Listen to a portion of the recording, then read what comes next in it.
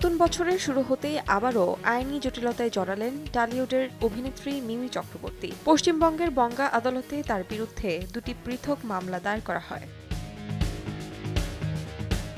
ঘটনার সূত্রপাত বনগাঁর এক সাংস্কৃতিক অনুষ্ঠানকে ঘিরে, যেখানে মঞ্চে হেনস্থার শিকার হন বলে অভিযোগ করেন মিমি। এ বিষয়ে থানায় অভিযোগ দায়ের করলে মূল আয়োজক তনয় শাস্ত্রীকে গ্রেফতারও করা হয়। তবে জামিনে মুক্তি পাওয়ার পর পাল্টা আইনি পথে হাঁটেন তনয়।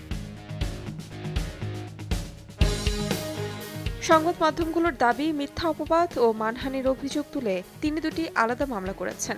মানহানির মামলায় ২০ লাখ টাকা ক্ষতিপূরণ দাবি করা হয়েছে। পাশাপাশি অনুষ্ঠানের জন্য দেয়া অগ্রিম ২,৬৫,০০০ টাকা ফেরত চাওয়া হয়েছে অভিনেত্রীর কাছে।